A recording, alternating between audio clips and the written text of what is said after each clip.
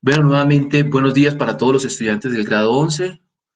Recuerden que en este espacio vamos a trabajar lo que son las ciencias naturales física y vamos a continuar con los temas relacionados con la cinemática. Sin embargo, en este momento nos estamos centrando en una parte más que todo matemática, no tanto de la física, sino matemática relacionada con los vectores, los cuales nos van a ayudar mucho a interpretar el movimiento que nos corresponde. Ya nosotros hemos visto el movimiento rectilíneo uniforme, después de eso vimos el movimiento rectilíneo uniformemente acelerado y después de eso vimos fue el movimiento vertical de caída libre. Recordemos que el movimiento rectilíneo uniforme era cuando mirábamos un objeto que iba en una línea recta, una carretera, una trayectoria recta, pero la característica principal es que su rapidez es constante, es decir, que su velocidad siempre va a ser la misma en todo el tiempo del análisis del problema. Y después de eso vimos lo que fue el movimiento rectilíneo uniformemente acelerado, cuya característica principal son dos, que también es en una línea recta, pero la aceleración es constante. ¿Eso qué significa? Que aunque la aceleración es constante, la velocidad va a cambiar, porque la aceleración es una medida de la forma en la que cambia la velocidad. Entonces, en este movimiento veamos una velocidad inicial, una velocidad final, una aceleración, obviamente, y también como en el movimiento anterior, un tiempo y un desplazamiento, una distancia o una posición. Después de eso, que fue el tema anterior, vimos lo que fue el movimiento vertical de caída libre, que realmente es un movimiento rectilíneo uniformemente acelerado, con la única diferencia de que ahora la aceleración siempre va a ser una constante para nosotros conocida, que es 9,8 metros sobre segundo al cuadrado, y a veces la aproximamos a 10 como para facilitar los cálculos.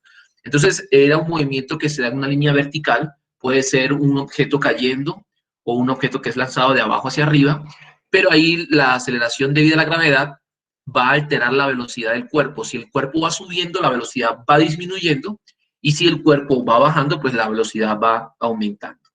Y posterior a esto vamos a ver un movimiento que se llama movimiento en el plano, movimiento de proyectiles. Pero para esto, pues nos vamos a dar cuenta de que este tipo de movimientos estudia el movimiento, el desplazamiento de cuerpos en dos dimensiones. Nosotros siempre hemos visto todos los movimientos que hemos visto hasta el día de hoy en una línea recta, pero la realidad es que los objetos no todos se mueven en una línea recta. Cuando, por ejemplo, miramos el disparo cuando un arquero hace un disparo del balón en un partido de fútbol, cuando hace el disparo, ese balón hace un recorrido que es en dos dimensiones, porque él está avanzando hacia adelante, pero al mismo tiempo él está subiendo y después va bajando. Entonces hay un movimiento que se da en dos direcciones y por tal motivo, pues en ese momento tenemos que utilizar los vectores, porque ya no solamente queremos saber cuánto es el valor de la velocidad, sino en qué dirección va esa velocidad. Entonces, por tal motivo nos hemos desplazado nuevamente al mundo de las matemáticas, donde vamos a conocer las características de los vectores, como lo vimos la semana pasada, si no estoy mal. Pero para conocer este mundo de los vectores también necesitamos conocer el plano cartesiano. Y a veces hay algunas dudas relacionadas con el plano cartesiano, que es la que vamos a trabajar el día de hoy. Este tema del plano cartesiano es un tema que pudieron haber dado en matemáticas, tal vez, pero para evitar alguna duda o evitar algún inconveniente, vamos a verlo acá para poder recordarlo o verlo por primera vez. Entonces les voy a compartir pantalla.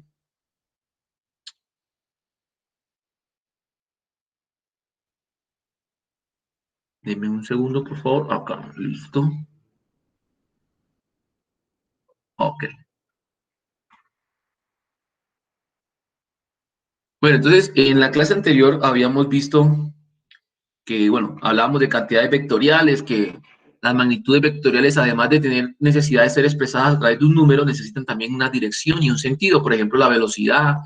Y dijimos la clase pasada que no es lo mismo decir que un carro se está desplazando con una velocidad de 10 metros por segundo hacia la derecha, a decir que un carro se está desplazando con una velocidad de 10 metros por segundo hacia la izquierda. Porque al cabo de un tiempo determinado, pues los dos carros terminarían en posiciones diferentes. También hablábamos de la fuerza, que si por ejemplo aplicábamos una misma fuerza en esta dirección, no es lo mismo que aplicarla en esta dirección, ni en esta dirección, ni de abajo hacia arriba, porque el desplazamiento iba a ser diferente. Y concluimos que tanto la fuerza como la velocidad son cantidades o magnitudes vectoriales, ya que además de la intensidad con la que se realiza dicho fenómeno, sea aquí, se ha dicho acá en el primer caso la velocidad o aquí la fuerza, no solamente necesitamos la intensidad con la que se realiza ese fenómeno, sino la dirección con la cual se está efectuando ese tipo de interacciones.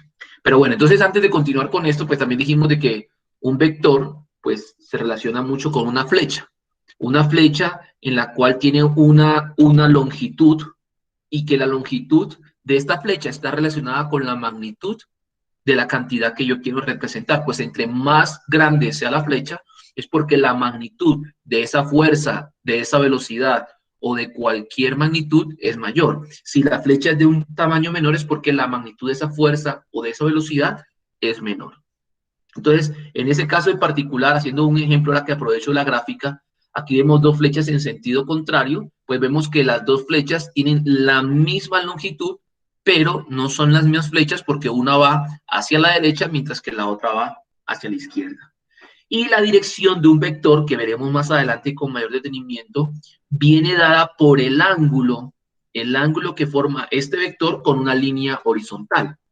También dijimos que por lo general el ángulo de los vectores se denotan o se marcan o se llaman con las letras del alfabeto griego. Esta letra que está aquí es la letra alfa en el alfabeto griego y vamos a ver más adelante, no en esta clase, pues algunos ejemplos donde vamos a tener que determinar el valor de alfa, el valor de gamma, que son letras griegas que se utilizan pues para no confundirnos con las letras que estamos acostumbrados a utilizar nosotros en el alfabeto y diferenciarlas. Pero bueno, eso lo miraremos más adelante. El día de hoy, como les decía, vamos a ver lo que es el plano cartesiano porque muchas veces vamos a representar tanto los vectores, de un momento porque me están solicitando tal vez entrada, Juan Esteban Moreno Carmona.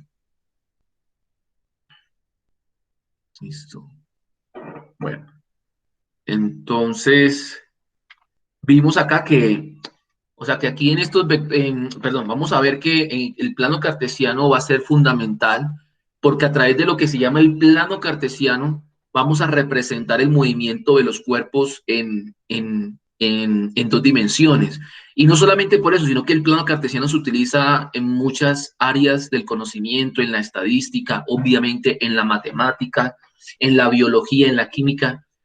Yo estudié toda la universidad y siempre vi el plano cartesiano. Siempre es, o sea, en la mayoría de todos los temas, el plano cartesiano es una oportunidad para poder describir fenómenos a través del tiempo, a través del espacio.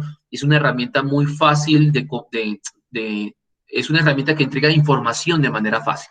Pero como la estamos viendo nosotros por primera vez, tal vez tengamos algunas complicaciones al comienzo para aquellos que la ven por primera vez, pero en la medida que lo vamos practicando y vamos conociendo cuáles son las reglas del plano cartesiano, vamos a darnos cuenta que es muy fácil interpretar la información que se establece ahí.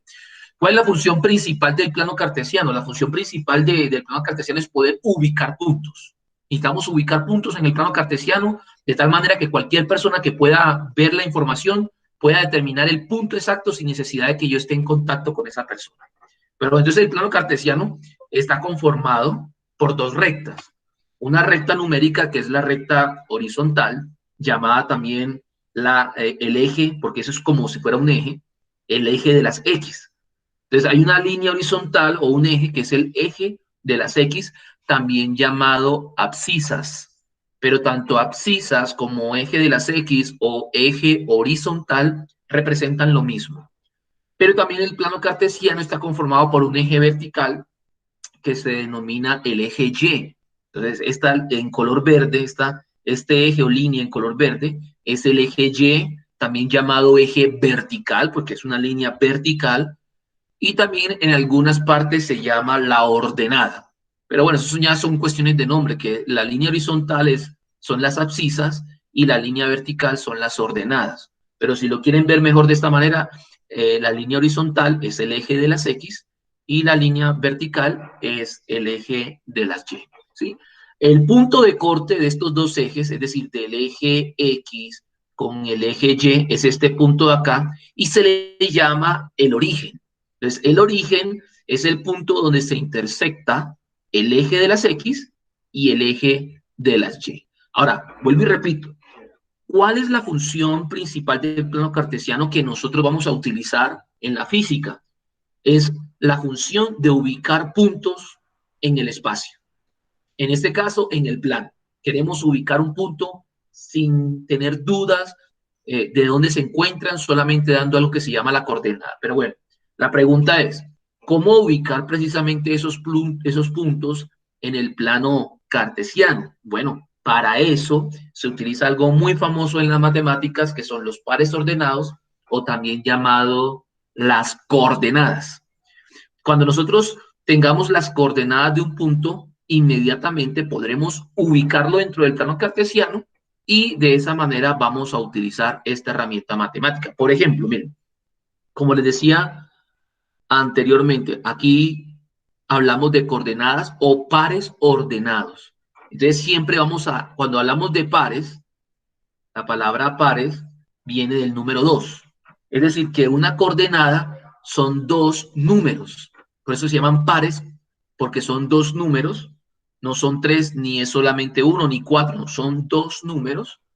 Y se llaman pares ordenados porque precisamente hay un orden establecido. No es colocar los números o esos dos números de la manera que yo crea que es adecuado, sino es siguiendo una regla. Y esta regla es necesaria para que otras personas puedan entender lo que yo les quiero comunicar. Entonces, cuando hablamos de pares ordenados, en conclusión, es porque hablamos de dos números que están organizados de una manera establecida. ¿Listo? Entonces, siempre vamos a encontrarnos con dos números y el primer número siempre va a corresponder, ojo con esto, al eje de las X. El primer número siempre va a corresponder al eje de las X, que está acá, el horizontal, o el eje de las abscisas.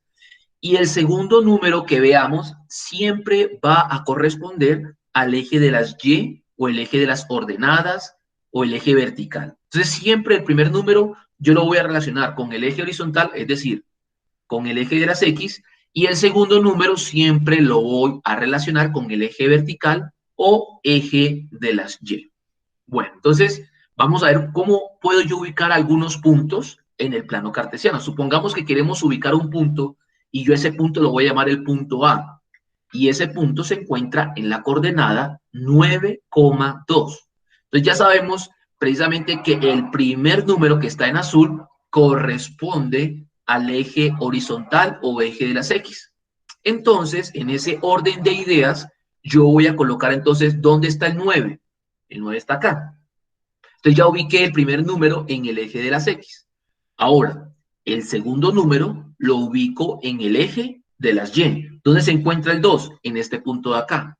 ¿Qué hago a continuación? A continuación voy a dibujar dos líneas imaginarias, porque realmente no existen, yo las utilizo para ubicarme, y lo que voy a hacer es dibujar una línea imaginaria en el sentido de esta flecha y una línea imaginaria en el sentido de esta flecha. Y estas dos líneas que voy a dibujar se interceptan en un punto que es acá. Démonos cuenta que para cuando estoy aquí el 9 dibujé esta línea imaginaria, y en el caso del 2 en el eje vertical dibujé esta línea imaginaria. Vuelvo y repito. En el caso de las X tengo el 9 que lo ubiqué acá y dibujo una línea imaginaria partiendo del 9, y en el eje de las Y o eje vertical me encuentro en 2, por tal motivo dibujo a partir del 2 una línea imaginaria, y donde se encuentran estas dos líneas imaginarias se encuentra el punto A. Entonces repito, el primer número corresponde al eje de las X y el segundo número corresponde al eje de las Y. Los ubico, trazo dos líneas imaginarias y donde se interceptan es porque se encuentra el punto que queremos ubicar. Por ejemplo, voy a ubicar otro punto que he llamado B. Ese punto está en las coordenadas 7 menos 2. Esta coma es para separar los dos números. 7 y menos 2 significa que para el eje de las X corresponde a 7 positivo y para el eje de la Y corresponde a menos 2, es decir, un número negativo. Démonos cuenta de algo. El eje de las X, es decir, el horizontal que está en color azul, tiene una parte de números positivos y otra parte de números negativos. Aquí se encuentra el 1, 2, 3, 4, 5, 6, 7, 8, 9 y 10. Esta flecha que ven acá, que va hacia la derecha, esa flecha indica que esta recta no termina, sino que continúa. ¿Por qué no hay más números entonces? Ya es por limitaciones de la pantalla. Ya aquí podría colocar el 11 y tal vez el 12, pero ya el 13, el 14, el 15 ya no me caben dentro de la pantalla. Entonces, al indicar esta flecha, lo único que yo quiero expresar es que esta recta numérica continúa. ¿Y hasta dónde termina? Eso nunca termina, porque estará el 11, 12, 20, 30, 1.000.000 y seguiremos. Por eso tiende hacia dónde? Hacia el infinito. Entonces, ¿por qué lo dibujamos hasta acá, profesor? Porque hasta ahí es donde me cupo en la pantalla. Ahora, a la izquierda del eje X nos encontramos con el -1, el -2, el -3, el -4, el -5, -6, -7, -8, -9, -10. Ya son números negativos. Y nuevamente nos encontramos con que la flecha tiene un sentido, dando a entender de que continúa, porque esto continúa, porque aquí está el -11, -12, -13, -20, -80, -20.000.000, etcétera, etcétera. Tal vez usted me pregunte, profesor, ¿y eso a dónde terminaría? Terminaría en menos infinito, porque para allá queda el infinito, y como estos son los números negativos, se le llama menos infinito. Entonces, démonos cuenta que cuando hablemos de números, perdón, en el eje X positivo, hablaremos de estos números desde el origen hacia la derecha. Cuando hablemos del eje X negativo, nos referiremos desde el origen hacia la izquierda del eje X, donde todos los números van a ser negativos. Y de igual manera sucede con el eje Y o el eje vertical o el eje de las ordenadas. Los números positivos corresponden desde el origen hacia arriba, son los números positivos, 1, 2, 3, 4, 5, 6, 7, 8, y eso termina hasta infinito. O sea, hay 1.000.000, 20.000.000 y sigue. Y del origen hacia abajo nos encontramos con la semirrecta de los números negativos del eje Y. ¿Y esto dónde termina? En el menos infinito. Entonces, cuando me hablen de un eje, de un valor para el eje Y positivo, yo me sitúo acá. Cuando me hablen de un valor del eje Y negativo, me sitúo en esta parte. Y asimismo, cuando me hablen de un valor positivo en el eje X, me sitúo en esta parte. Y cuando me hablen de un valor negativo en el eje X, me sitúo en esta parte.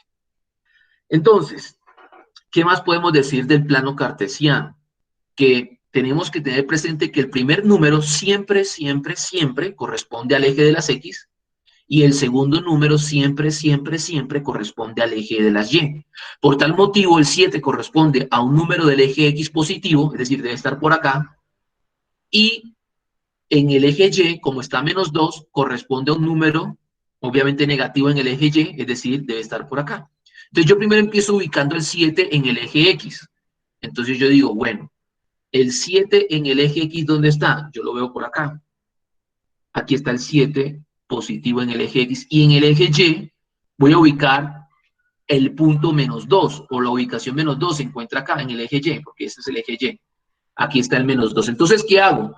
Lo que voy a hacer es trazar dos líneas imaginarias desde el 7 y desde el -2, y donde esta intercepten es porque ahí se encuentra el punto B.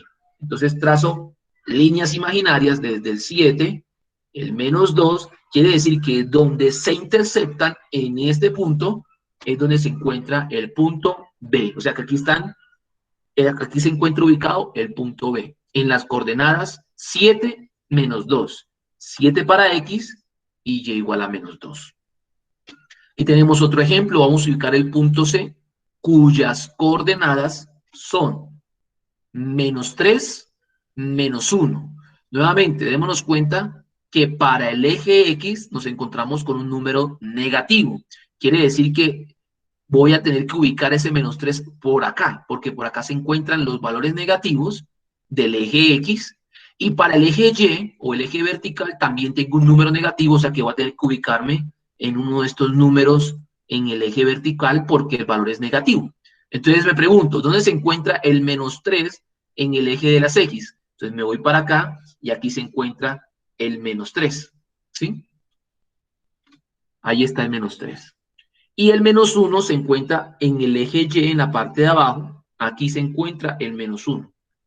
Y prosigo nuevamente a dibujar una línea en el sentido donde se encuentra el -1 y otra línea en el sentido donde se encuentra -3 y donde se intercepten, que sería en este punto de acá, se encuentra ubicado el punto C, cuyas coordenadas son -3, -1.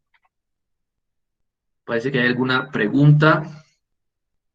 ¿Cuántos puntos se pueden ubicar? Pregunta Mariana. Muchas gracias por la pregunta. Muy buena pregunta. Pregunta Mariana. Profe, buenos días. Una pregunta. ¿Cuántos puntos se pueden ubicar en el plano? En el plano se pueden ubicar la mayor cantidad que te quepa en la hoja. Es decir, infinitos números. ¿Por qué? Espera que me estoy enredando. Tú puedes ubicar infinitos números en la recta numérica. Infinitos. La única restricción que tenemos acá, si tú miras en la pantalla, es que pues ya se nos está llenando la pantalla. Entonces, si ponemos otro ejemplo, se nos va a empezar como a ver un poco enredada la cosa. Pero en teoría, aquí se pueden ubicar infinitos números. Todos los números se pueden ubicar, 20 números, 40, los que sean, los que sean. La única limitación es el espacio. Entonces, por ejemplo, si por ejemplo aquí quisiéramos ubicar en la recta de las X el 20 y en la Y el 7, démonos cuenta que aquí para las X el 20 no lo tenemos. No porque la recta no pueda, sino porque la pantalla no nos da para más. Tendríamos que dibujarlo más pequeño de tal manera que nos quepa dentro de la pantalla. Pero todos los números y infinitos números se pueden ubicar en la recta numérica. Entonces, démonos cuenta que a través de estas dos coordenadas, tanto del eje de las X como el eje de la Y, ubicamos cualquier punto. Y recordemos que esta pareja es una pareja ordenada. ¿Qué significa esto? Que el primer número siempre, siempre, siempre corresponde al eje de las X. Y el segundo número siempre, siempre, siempre corresponde al eje de las Y. Entonces, hay de pronto una confusión porque algunos estudiantes creen que el primer número es del eje vertical. No, el primer número siempre es para el eje de las X y el segundo siempre es para el eje de las Y. Miremos cómo ubicar este último número, este último ejemplo en el plano cartesiano. Tenemos un punto que he llamado yo porque así quise D, lo llamo un punto D, cuyas coordenadas son -6,4. Es decir, en el eje de las X me ubico en el -6 y en el eje de la Y me ubico en el 4 positivo. Entonces, listo. Entonces, en el eje de las X, los negativos están desde el origen hacia la izquierda. Entonces, por acá está el -6. Aquí ubico el -6. Aquí se encuentra el -6. Muy bien. Y ahora, en el eje de la Y, voy a ubicar el 4 positivo. Entonces, este es el eje de la Y que está en verde. Y el 4 positivo se encuentra acá. Entonces, aquí dibujo el 4 positivo. Nuevamente prosigo a dibujar unas líneas imaginarias saliendo del 4 en el eje de las y saliendo desde el -6 en el eje de las X. Y donde se intercepten, donde se choquen, en ese punto se encuentra ubicado el punto D. Entonces acá dibujé la línea imaginaria a partir del 4 positivo del eje de las Y. Aquí dibujé las líneas imaginarias partiendo del -6 del eje de las X. Y en este punto de intercepción es donde se encuentra el punto D. Entonces, de esta manera vamos a ubicar y vamos a utilizar esto en el movimiento que nos vamos a ver a continuación, tal vez la próxima semana, que es el movimiento en el plano, cuando queremos de pronto describir el movimiento de un balón de fútbol que es disparado por un arquero o el movimiento de una bala, de un misil. Son movimientos que se dan en el plano porque son en 2 dimensiones y eso lo veremos con mayor detenimiento más adelante. En este momento, en cuanto al plano cartesiano, ¿hay alguna duda adicional o alguna inquietud? Listo, entonces les voy a dar 5 minutos aproximadamente. Aquí dicen otra pregunta. Muchas gracias, señor Andrés. Profe, una pregunta. ¿Dónde se ubica la latitud y la longitud? Muy bien, esa es una interesante pregunta que íbamos a verla mucho más adelante, pero te voy adelantando algo. La longitud está relacionada con o sea, la latitud y la longitud, eso es para poder, se utiliza, es como un plano cartesiano que se utiliza para ubicar los puntos en el mapa, o sea, en el globo terráqueo. Cuando, por ejemplo, un satélite de internet o un satélite de cualquier tipo necesita enviar una señal, por ejemplo, cuando usted en su celular recibe la señal que tiene en este momento por el cual está viendo esta clase, es porque hay un satélite a donde llega esa información, o sea, sale desde mi computador, a través del aire se va al satélite y del satélite es reenviada a cada uno de sus dispositivos. Esos dispositivos se encuentran ubicados geográficamente a nivel mundial en un punto exacto, en un punto exacto. Y ese punto exacto es el que recibe, precisamente, recibe la señal o hacia donde se dirige la señal. Denme un segundo que me están permitiendo, me están pidiendo acá. Entonces, lo que se necesita, por ejemplo, cuando, aunque no sería el mejor ejemplo, un misil dirigido, cuando los países están en guerra, muchas veces ellos con el motivo de agredirse mandan misiles, pero dirigidos. ¿Qué pasa? ¿Cómo hacen eso? Sencillamente le dan la coordenada. Es como decirle dos números al sistema y el sistema lanza el misil y donde encuentra ese punto de la ubicación geográfica, ahí lo detona.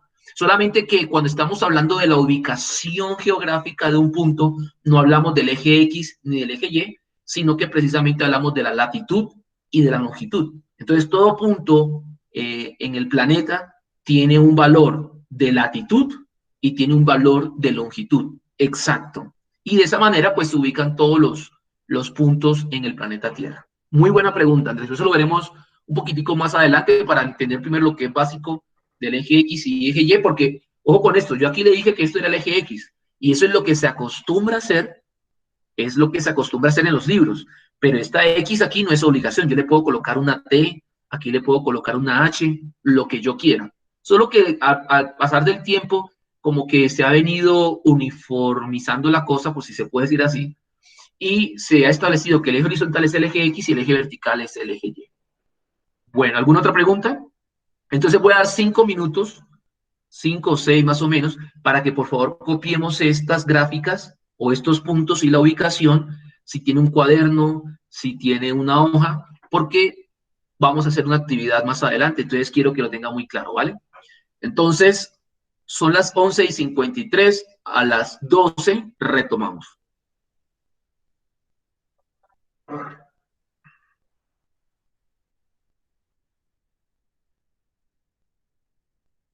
Si puedo utilizar colores, muchísimo mejor, porque des en cuenta que de esa manera, pues, se puede ver de una manera más clara. Si usted utiliza solo un color, es muy probable que se confunda. Pero si no tiene más, hágalo solamente con un color.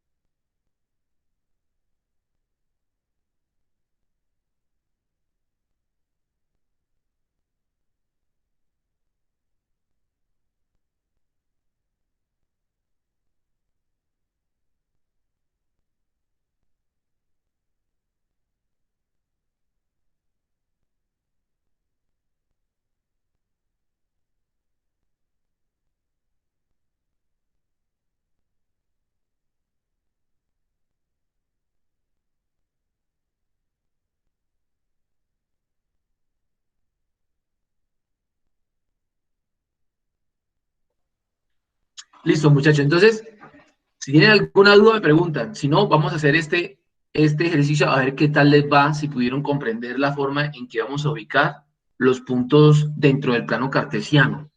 Quiero que hagamos esta figura a ver si nos da.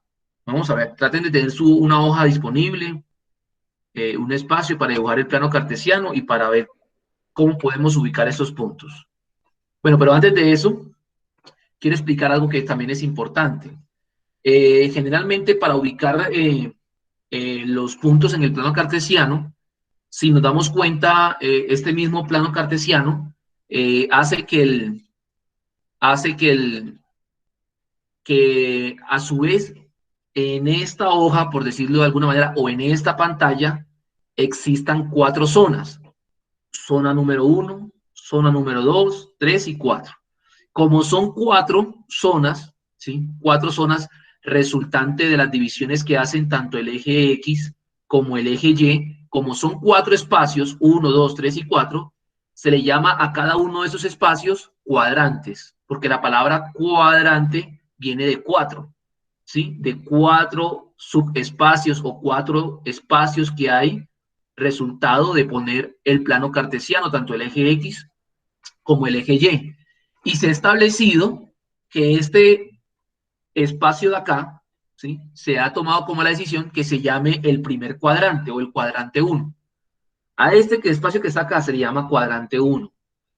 A este espacio que se encuentra acá se le llama cuadrante 2. Entonces, cuadrante 1, usted me preguntará, pero ¿por qué está así? Digamos que en un momento de la historia de las matemáticas quisieron darle un número y lo hicieron de esa manera, pero ya una vez establecido, la idea es que todos sigamos manejando los mismos conceptos y las mismas ideas. Porque yo podría decir que este de acá es el primer cuadrante, pero entonces yo empiezo ya a hablar, como por decirlo de alguna manera, un idioma diferente al cual habla todo el mundo. Si usted le pregunta a un matemático, a una persona, ¿cuál es el primer cuadrante? Todo el mundo le va a decir que es este. Entonces, es algo que ya se estableció. Entonces, cuadrante 1, cuadrante 2, este acá es el cuadrante 3 y este de acá es el cuarto cuadrante. Primer cuadrante, segundo cuadrante, tercer cuadrante y cuarto cuadrante. Ahora, en el primer cuadrante, démonos cuenta que corresponde, el primer cuadrante, corresponde para todos los puntos que tengan coordenadas en el eje de las X positiva y en el eje de las Y también positivas, porque des en cuenta que cualquier punto que se encuentra acá es porque corresponderá a un valor de X positivo y a un valor de Y, perdón, a un valor de X positivo y a un valor de Y positivo también. Entonces, cuando tengamos una coordenada, un punto cuyos dos números son positivos, podemos decir eso se encuentra en el primer cuadrante. En el segundo cuadrante, démonos cuenta ya que para el eje de las X nos encontramos en los valores negativos. Por tal motivo, la primera coordenada va a ser negativa, mientras que para el eje de las Y, el segundo número va a ser positivo. En otras palabras, cuando a mí me entregan las coordenadas de un punto y el primer valor es un valor negativo y el segundo valor es un valor positivo, yo puedo concluir que es un punto que se ubica en el segundo cuadrante o en el cuadrante 2. De esa misma manera, en el cuadrante 3, démonos cuenta que corresponde este espacio de acá para el eje de las X negativo y el eje de las Y negativos. O sea que cuando me den una coordenada de un punto y el primer valor es un número negativo y el segundo valor también es un número negativo, eso quiere decir que nos estamos ubicando un punto en el tercer cuadrante o en el cuadrante 3. Y finalmente, en el cuarto cuadrante, o en el cuadrante 4, bueno, aquí nuevamente repito, en el cuadrante 3, el primer número tiene que ser negativo, que es el negativo de las X, y el segundo número también tiene que ser negativo, que corresponde a los valores negativos del eje Y. Del eje Y. En el cuarto cuadrante, pues ya finalmente, démonos cuenta que nos encontramos con los valores positivos del eje X y con los valores negativos del eje Y. Por eso cuando nos encontremos con un punto en el que el primer valor que corresponde a las ejes de las X, al eje de las X, sea un valor positivo y que el segundo número corresponda a un valor negativo, es porque estamos ubicando un punto en el cuarto cuadrante del plano cartesiano. Entonces voy a darles un minuto para que copiemos esto Si quieren pueden hacer nuevamente el plano cartesiano, si no, en el que hicieron anteriormente, sí marquen de alguna manera que este es el primer cuadrante, que los dos acá, las coordenadas ambas son positivas, que este es el segundo, que la primera coordenada es negativa, la segunda es positiva. Cuando hablamos del tercer cuadrante, ambas coordenadas son negativas, y cuando hablamos del cuarto cuadrante, la primera coordenada es positiva y la segunda es negativa. ¿Listo? Voy a dar unos minutos, 1 o 2, para que lo podamos tener claro ahí. Todo eso es importante copiarlo porque de pronto lo entendemos en este momento, pero puede ser que se nos olvide para la próxima clase, y si lo tenemos copiado vamos organizando las ideas y vamos recordando fácilmente. Vuelvo y repito, si tiene colores es muchísimo mejor.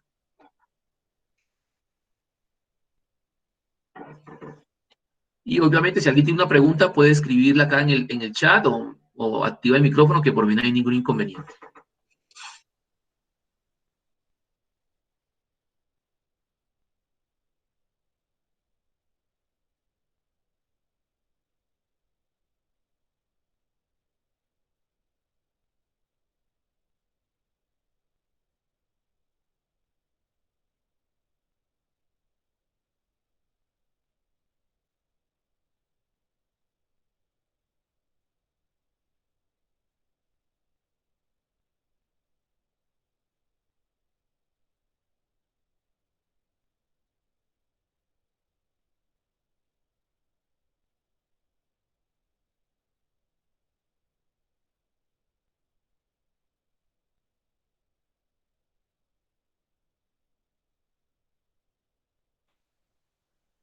Bueno, listo. Entonces, ya habiendo ubicado varios puntos en el plano cartesiano, habiendo identificado cuáles son los cuadrantes del plano cartesiano, vuelvo y repito, son temas de matemáticas que estamos repasando o algunos viendo por primera vez porque lo vamos a utilizar en el próximo movimiento, que es el movimiento de proyectiles o movimiento en 2 dimensiones.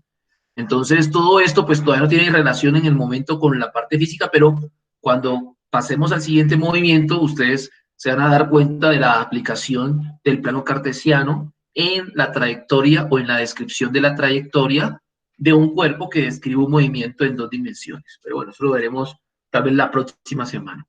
Ahora, con el motivo de verificar si pudimos comprender, vamos a hacer lo siguiente. En una hoja que usted tenga, dibuje un plano cartesiano y vamos a realizar esta figura. Vamos a tratar de ubicar todos estos puntos que están en la pantalla y vamos a unirlos de manera ordenadamente, de manera alfabética. O sea, después de ubicar estos puntos, el punto 1, 4, el punto 4, 2, el punto 4 menos 1, el punto 1 menos 3, el punto menos 2 menos 1, el punto menos 2 menos 2.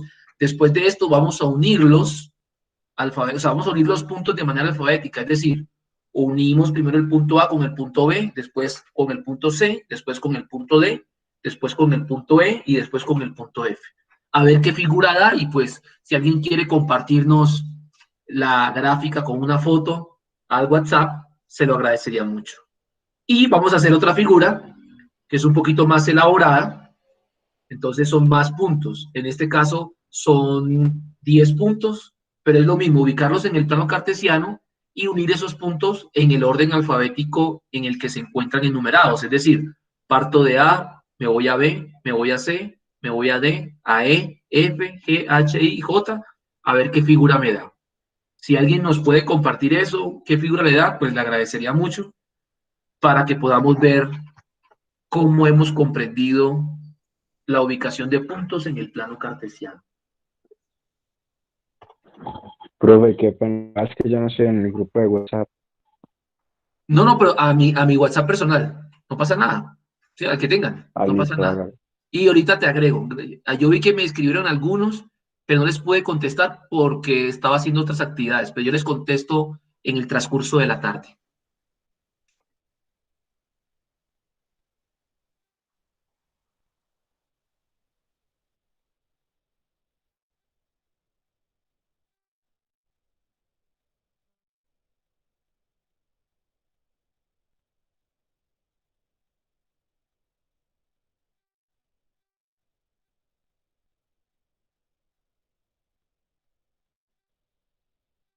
Bueno, yo voy a hacerlo con ustedes por si acaso pronto no nos comparten un dibujo, saber qué dibujo es cada una de esas figuras.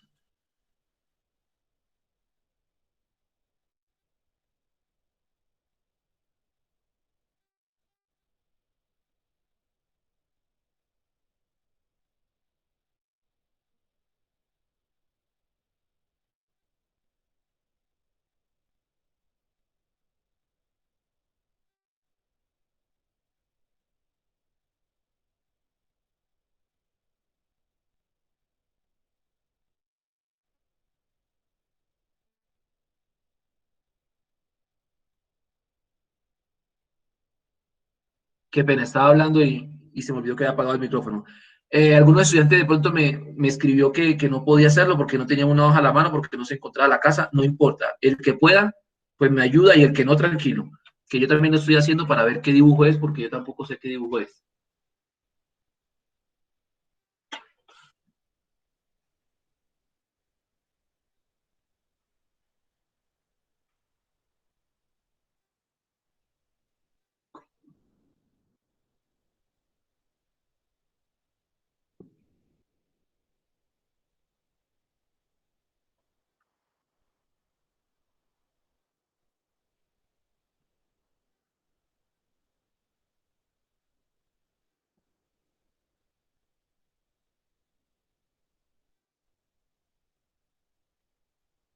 Listo, entonces este punto 1, 4.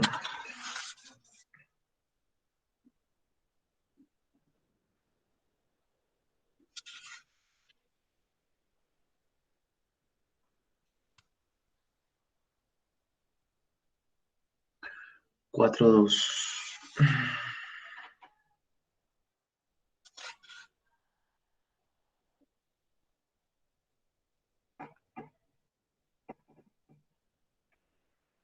4 menos 1.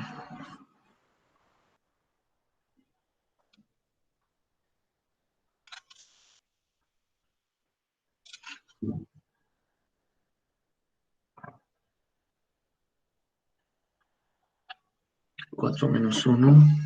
1 menos 3.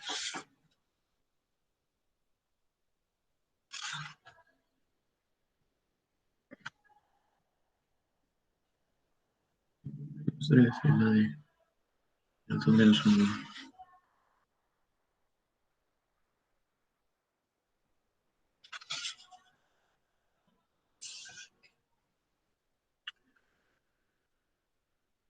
Ahí nos compartieron, miremos a ver.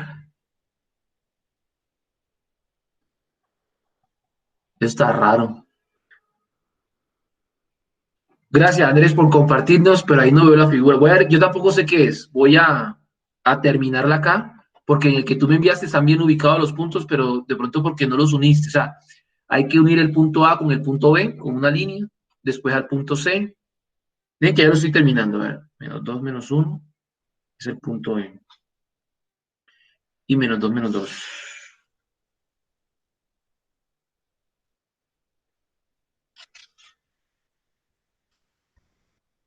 Punto B. Pero eso no es una figura. No, déjame que yo voy a ver que voy a unir los puntos a ver qué tal. De A a B, de B a C, de C a D, de D a E. Si eso no es una figura. De D, no.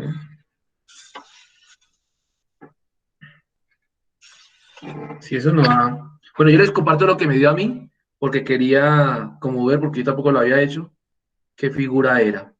María Alejandra nos manda una foto. A ver. Exactamente, es así. Muy bien, María Alejandra.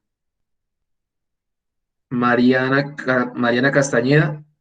Muy bien, eso fue. Se la voy a compartir mejor la que nos comparten las compañeras y no le tomo foto aquí porque me demoro. Acá, Andrés le dio esto, pero a Andrés le faltó fue como unirlo, ¿sí? Pero están bien ubicados. Aquí, Simón Valencia, a mí me dio algo muy parecido a eso. Muy parecido, pero hay algo por acá que está raro. Yo vi el de María Alejandra y el de Mariana, que eso fue lo que me dio a mí. A mí me dio esto. Y muy bien, te felicito, María Alejandra, por usar los colores. Se ve de una manera un poco más clara. Muy bien. Gracias, Y profe. Mariana, ¿vale? Muy bien, Mariana. Ahí me dio algo parecido, aunque por acá está como... Aquí te faltó otro punto, que fue el menos 2, menos 4. Perdón, menos 2, menos 2. Menos 2. Ah, no, mentira, está bien. Hay algo raro aquí, pero están ubicados bien los puntos, que es lo más importante. Bueno, yo no lo había hecho, qué pena, pero quería saber si realmente era una figura o no. Tomé esto de una página de internet para que pudiéramos practicar. Bueno, iremos a ver. Aquí me darán otra foto, pero no creo que sea de esto acá. Listo, entonces vamos, a ver qué hora es. Bueno, ya se va a acabar. Vamos a hacer lo siguiente. Para la próxima clase, que es cuando, iremos acá, don Arturo, acá. La próxima clase que tenemos el miércoles de, a ver, 11, 12 de 12:30 a 1:30. Para esa clase vamos a hacer una actividad para que los primeros 5 grupos que entreguen no tengan que hacer el taller que viene, de los que todavía hacen falta, ¿sí? Entonces, si pueden, para la próxima clase traigan calculadora. Mejor dicho, desde ahora, ¿qué es lo que le quiero decir? Es importante que nos vayamos consiguiendo, si tenemos la posibilidad, obviamente, de una calculadora científica. Esas son calculadoras que para nosotros se llaman así calculadoras científicas, pero lo que son calculadoras que tienen algunas funciones trigonométricas. Les voy a hacer una pregunta antes de terminar. ¿Ustedes, quién es el profesor de matemáticas? El profesor Frey. Freddy. ¿Y con él ya dieron funciones trigonométricas? ¿O no se acuerdan? Que yo recuerde, no. No. ¿Y ya vieron Pitágoras con él? Un No, poquito. pero no, eso no nos acordamos, puede que sí, como puede que no. Pero Puede que yo, sí. es como ese nombre son todo raro. Tienes toda la razón. Sí, Lo de Pitágoras es verdad. lo estoy repasando ahora. Funciones Ahorita trigonométricas son lo del coseno y todo eso. Pero pregunta, ¿eso que vimos hoy, que era plano cartesiano, lo habían visto o no lo habían visto? Esta Sí, clase ahorita en señor. matemáticas estuvimos viendo un poquito. Ok. Es que entonces, para ver si de pronto nos saltamos eso, para avanzar más, o si no, pues yo les explico nuevamente, por mí no hay ningún problema, sino que quería como avanzar un poco más rápido, por lo que, pues por lo de la pandemia estamos un poco atrasados, etcétera. Pero si no hay ningún problema, o sea, por mí no hay ningún problema, entonces yo les vuelvo a dar la clase de funciones trigonométricas, de Pitágoras, pero generalmente va a ser lo mismo que les va a decir el profesor Freddy, pero bueno, no hay ningún problema. Entonces, la otra semana no hay necesidad de tener la calculadora científica, porque vamos a seguir con matemáticas. Pero muy segura, perdón, la próxima clase, pero muy seguramente la próxima semana, los que tengan la posibilidad, consíganse una calculadora científica. Así la conoce la mayoría de gente. Préstela, o vale más o menos, la más sencilla vale como 20,000 o 18,000 pesos. De ahí para arriba hay precios mayores. Si usted de pronto ve que es muy complicado, no es obligación comprarla. Pero si ve que la puede conseguir, por favor, consígala, que vamos a empezar a utilizar porque vamos a ver funciones trigonométricas, suma de vectores, y la vamos a necesitar bastante. Pero eso no se puede descargar en Google Play. También, ahí eso se llama emuladores, pero ya eso, pues, usted puede colocar calculadora científica en línea y la aparece también ahí. O sea, no hay necesidad de comprarla, pero tiene que tener un computador. Oye, pues Un computador para... una vez mi hermano necesitaba uno, entonces se compró una pues así pirata y le valió como 7,000 pesos. Ah, Entonces bueno, de vea. pronto ya puede servir. Esa es una muy buena opción. Muchas gracias, Camilo, porque no sabía que podían conseguir una de 7,000. Es barato, es barato. Pero igual, si usted ve que de pronto es muy complicado o que se le olvida, si usted tiene computador, en Google usted pone calculadora científica, solamente que es un poquito incómodo, porque le toca con el mouse, a veces, con las funciones trigonométricas. Pero si no, con la de 7,000, la que pueda, ¿sí? Pero trate de conseguirla porque ya seguramente para la próxima semana vamos a utilizarla y me toca explicarle a usted cómo se usa, cómo es que se usan los botones, en qué modo hay que utilizarla, etcétera. Pero bueno, la próxima clase vamos a ver Pitágoras y funciones trigonométricas para continuar, eso es matemáticas, y la próxima semana continuamos con los temas relacionados con la física. Por ahora, muchachos, muchísimas gracias por acompañarme. Ya voy a dejar de grabar la función y muchas gracias. En horas de la tarde más o menos les estaré